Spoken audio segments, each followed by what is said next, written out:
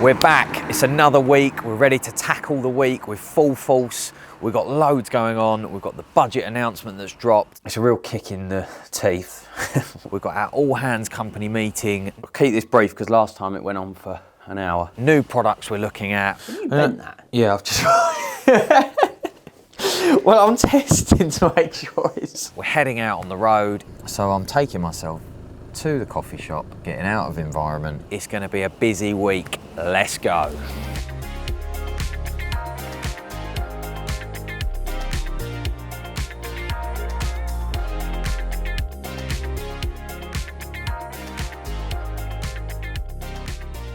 I'll keep this brief because last time it went on for an hour.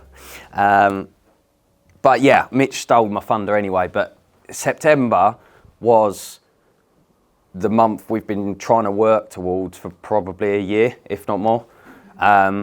So not going to talk too much about it because the bottom lip will go. But it was a bit disbelief when we sat and saw the bottom line for September. So yeah, I mean, every single person, and I mean this, played a part in doing that last month. So.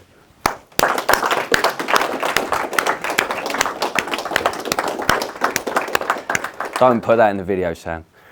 It's a year's worth of everyone slugging their guts out and making a lot of hard decisions, pulling a lot of levers, being quite aggressive with the way we handle things, being quite, this is the way it's got to be done, and being very intent on what we're doing and everyone pushing together and pulling together. So it wasn't a shock, but it was a bit of a lump in the throat to say, oh, we're not dreaming, it can be done. So yeah, just another round of applause for everyone. So yes, it just, yeah, absolutely incredible. And it's just, all it's done is it's reignited that flame for me to go, next year we can really do this.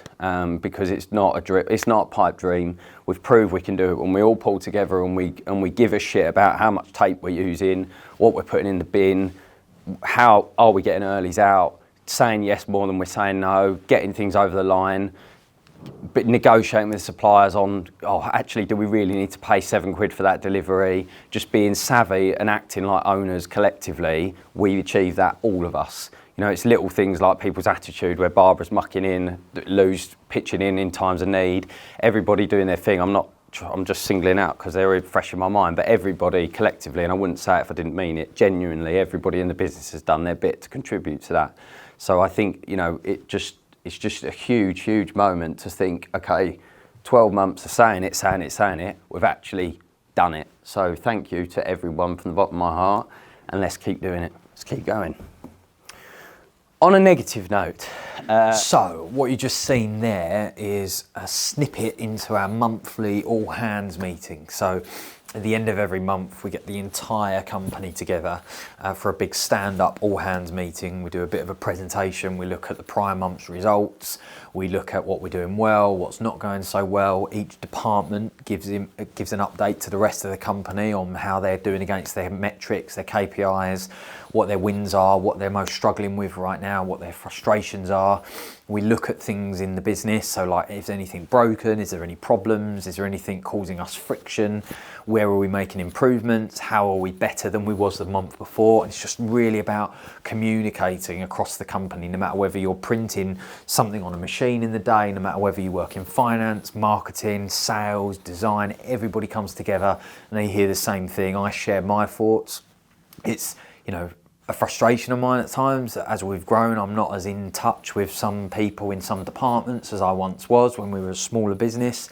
And so it gives me a chance to really sort of, from the horse's mouth, talk to everybody in the company and tell everybody where I think we're doing really well, where I think we're struggling.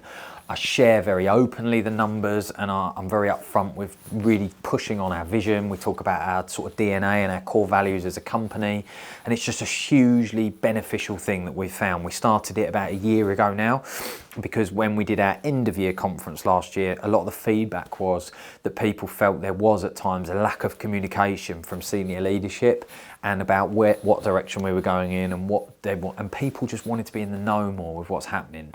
And so it's paid off hugely. And what you've just seen there is actually me sort of almost getting a bit emotional, because for the first time ever we achieved some of our biggest goals last month financially, with some of the net margins, some of the revenue we achieved, and we've really recovered from a turbulent patch this time last year when our website got hacked.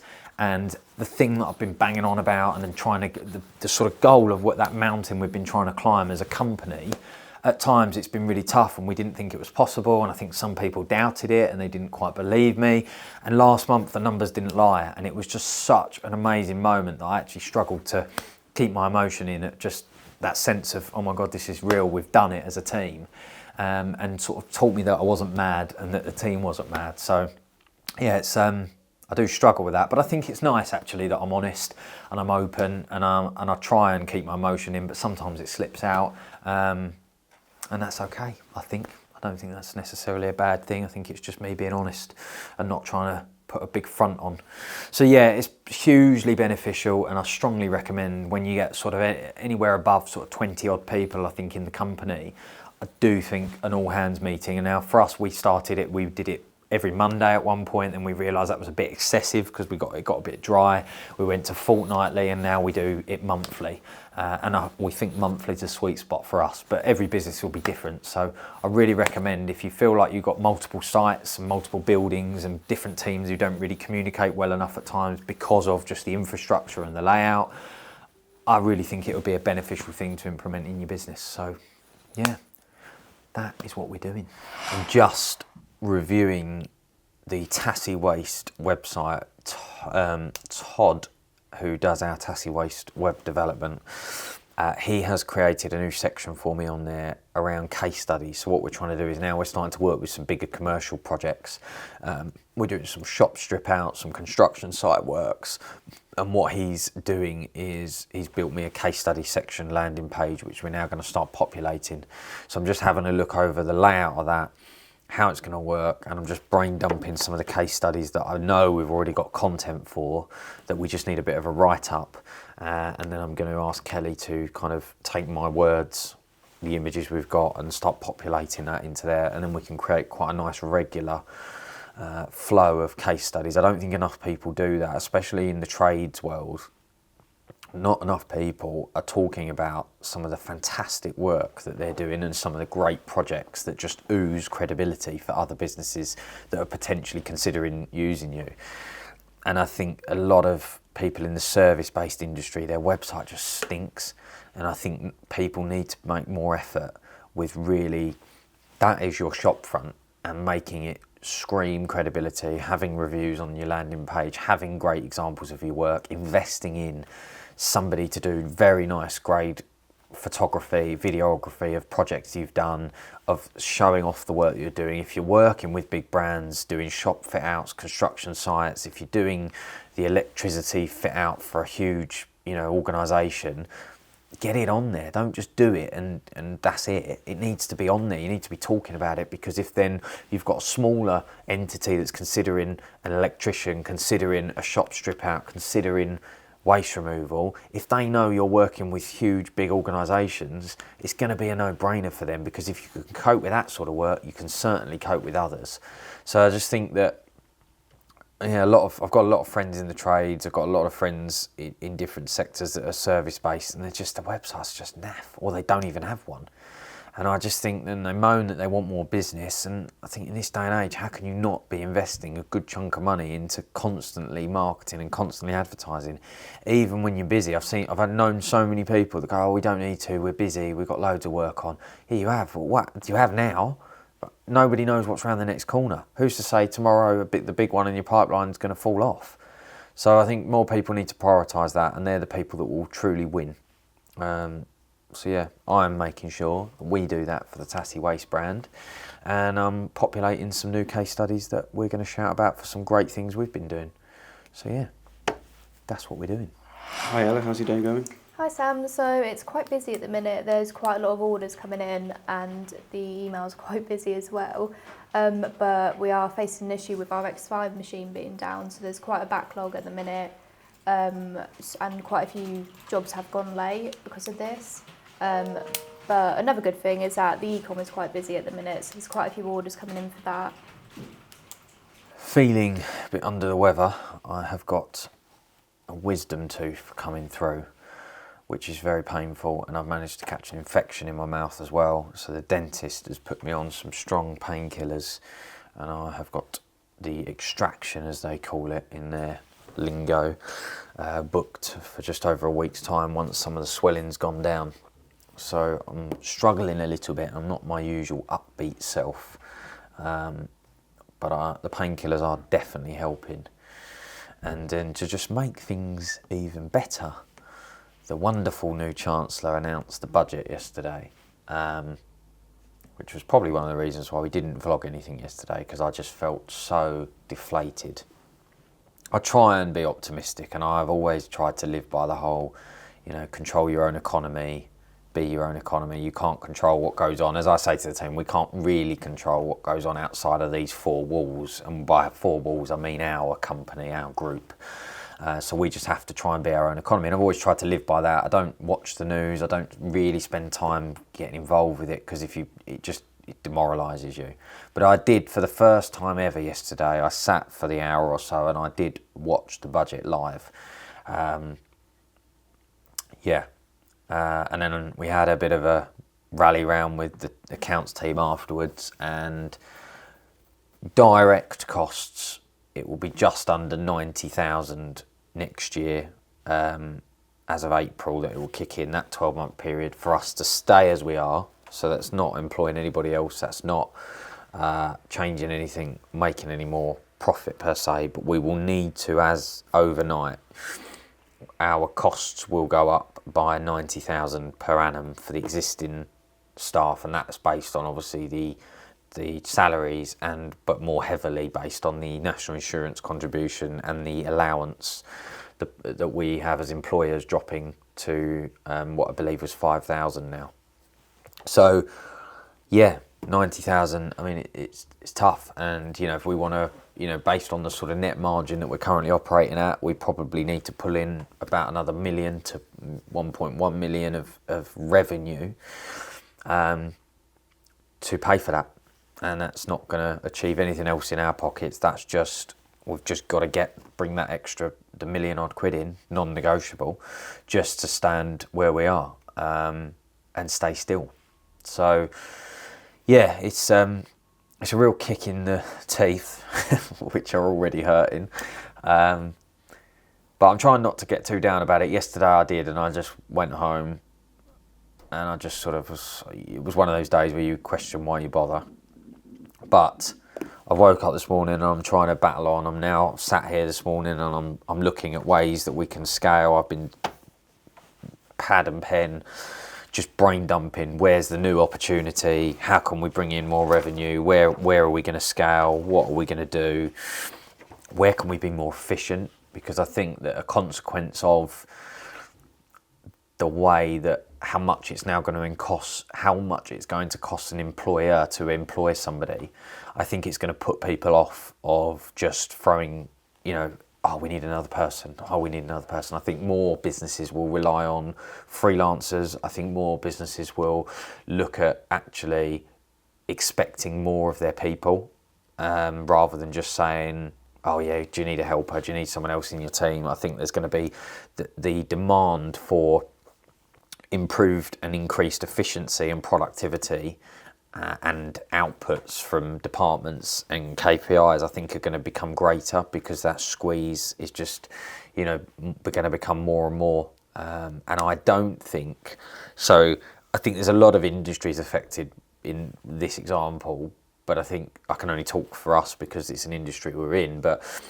I think there's a lag between people putting their prices up as a result of this. So everybody's immediate reaction was, it's fine, everybody will just increase their prices for the extra increase that everybody's got to find, and it will just naturally sort itself out. What we see in our industry, my personal opinion is, we're in the UK, and I'm talking on the totally branded side of things now. So we compete with a lot of European wholesalers and manufacturers, and so does our UK supply chain. So big players who have got big bases in Poland, Europe, that sort of stuff, who manufacture and do all their branding and promotional printing in those countries, and then they send it over here. Now that allows them they've got a totally different cost base to manufacturing in the UK. And so, as whether we like it or not, as UK businesses, we are forced to stay on par with those prices, and we are led by those big players who haven't just had that massive NI price hike.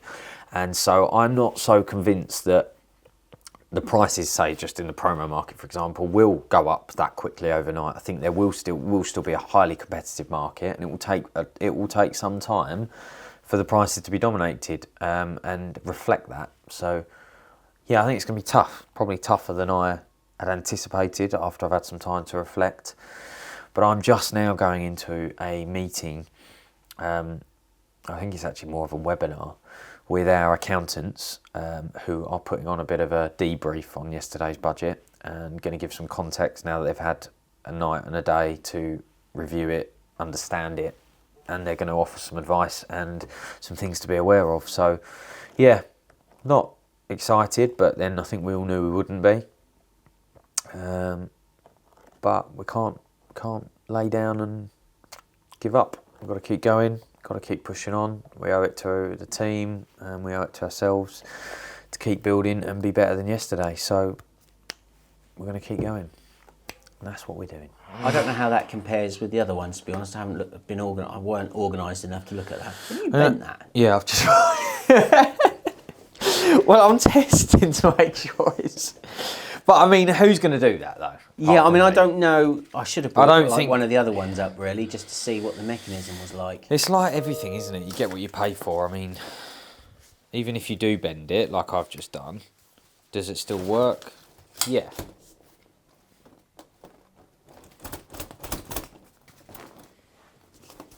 I mean, I agree. This one isn't. I mean, it's just whether that will hold up to the wind. The wind, yeah. Is it windproof? Does it say? Don't know. Yeah. See, I think the mechanism is actually the same. Yeah, I think so too, by the looks of it. Because if you did that, you would. Yeah. But again, we're only doing that because we. Yeah, that's what you don't like, isn't it? Yeah. It just instantly feels cheap. Yeah. The fact that it wiggles. Yeah. I mean, I could see you having complaints about that as soon as they got them. Yeah, I agree. And I really didn't like that metal ring on the end because it actually rattles. It just doesn't feel nice, does it? No, and that's 30p more than that. So it's about Really? 8% more than that one. Yeah. I wonder if... But we're saying that prints very well. They both printed really well. Yeah. Possibly because the material's a little bit thinner. Yeah. But he said the adhesion of the DTF onto it was instant. Wow. Well, that's positive. I mean, maybe I'm just being...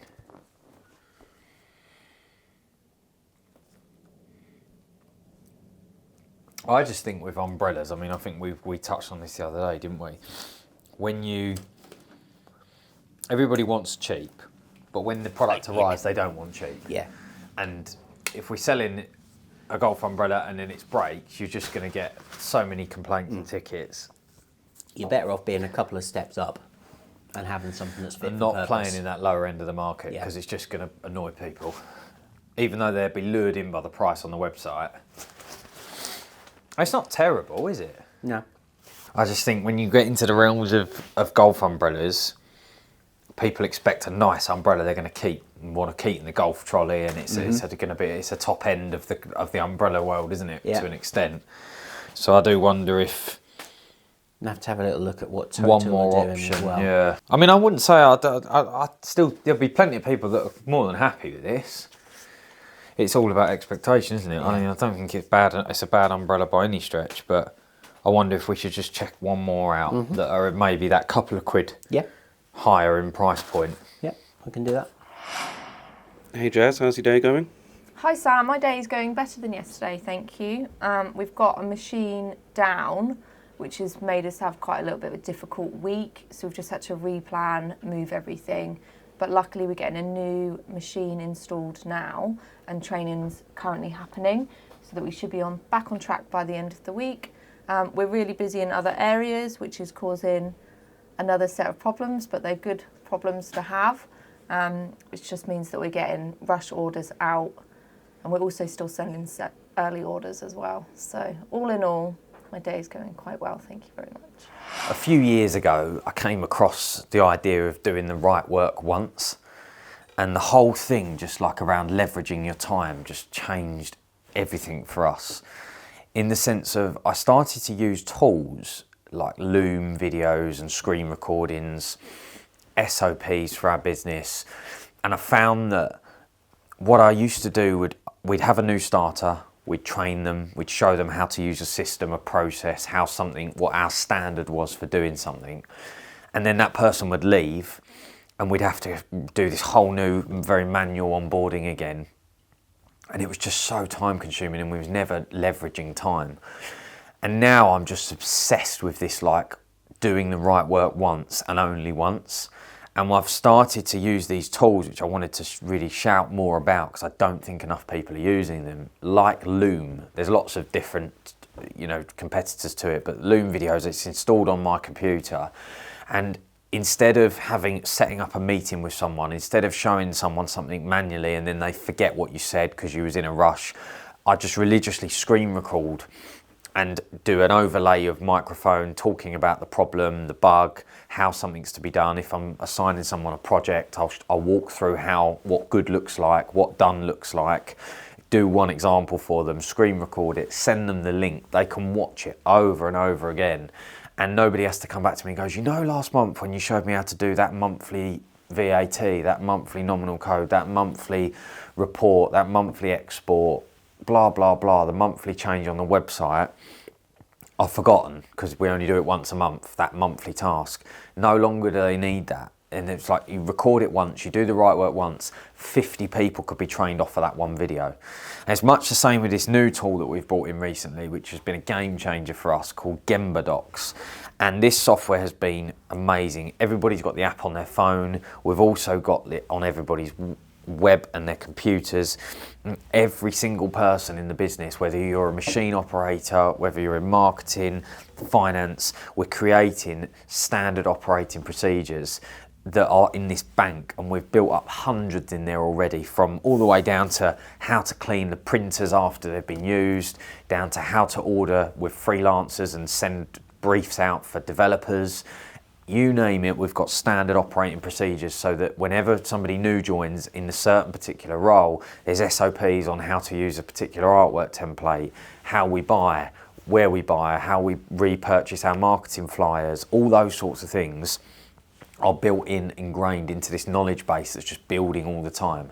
Everybody can get it up on their app, but they can also have printed ones dotted around in folders or in workstations if they're very common SOPs.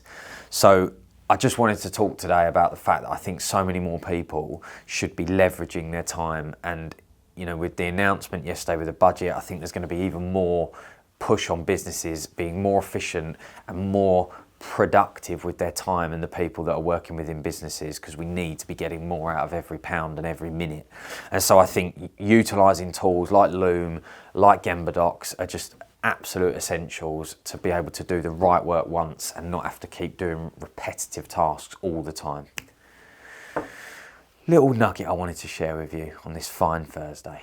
Just come out of a Teams call with somebody sort of ex-industry, but just coming back into the industry on the waste side of things.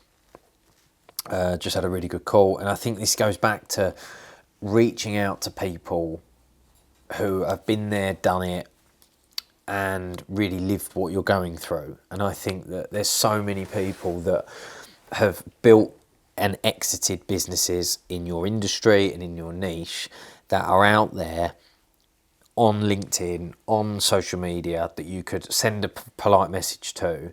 And if you message 10 people that you really sort of admire, look up to, that are 10 steps ahead of where you are or have been, that they will respond and openly allow you to have a coffee with you, or a metaphorical coffee over, a quick half-hour Teams call, and just pick their brain. And people love it. I think, you know, they're open to help. I know if somebody asked me for 20 minutes of my time, I would openly give them 20 minutes of my time, who are, you know, just getting off the ground. People have done it. I had a few exchanges of messages and voice notes and stuff just a few months ago with somebody just getting off the ground in the print world. And because I'd been there, I'd done it, and we've moved on from that stage, and so I did have some things that I think probably helped them.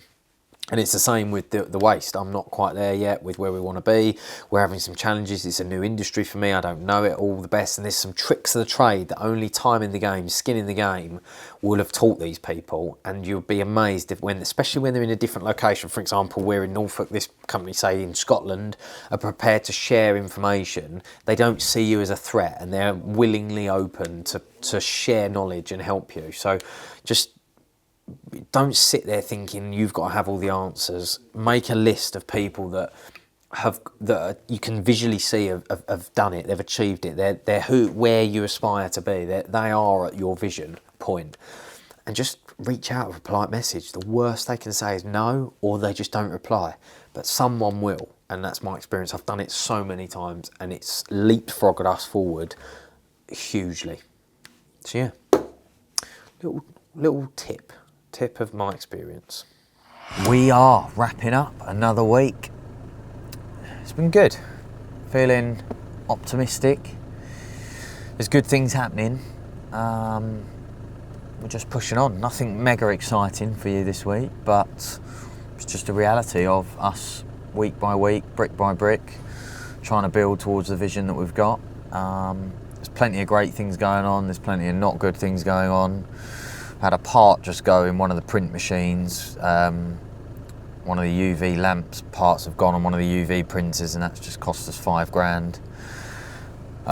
Plus the cost of the machine being down, which has it let a lot of customers down over the last 24 hours, which is just so frustrating. But the part's got to come all the way over from Germany, and then obviously it's got to be installed. It's got to clear customs.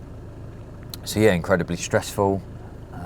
And frustrating, because you feel like it's a little bit out of our control, but our name's above the door and we have to own it and just try and make the best of a bad situation for our customers. So slightly crap end to the week in that respect. And then there's a wonderful first aid course, which is very important going on, but it's right above my office, and therefore the CPR and resuscitation is thumping through the floor above me. 1, 2, 3, 4. 1, 2. And I just can't think straight. I'm trying to get my head into a spreadsheet looking at some year-on-year forecasts, and I can't do it. So I'm taking myself to the coffee shop, getting out of environment, and put my earphones in and try and focus as we sort of wind down for the week, get myself prepped, brain dump what we've got to achieve next year, send that through to my assistant so she can time block on my week next week, and get Friday done. And that is it, gang. Wrapping up another week. Thank you for being here. If you've liked it, I'd really appreciate if you could like and leave a comment. And actually, on that note, very importantly, last week I said if you wanted a goodie box, get in touch. What I failed to realise was if you just comment in the comments, we don't know how to reach out to you. It's my fault. I'm learning. Please, could you this week, if you would like a goodie box back on from last week's episode with some totally branded merch sent to you, would you be so kind as to email sam@totallybranded.co.uk. I'm sure Sam will overlay the email address, and just say I've watched the YouTube, could you send me a goodie box to this address? We will get one out with a courier to you next week, and you will get your goodies. So I apologise, but I was a bit short-sighted in how I was planning to get your information to be able to actually ship them to you. Thank you for being here. Until next week, goodbye.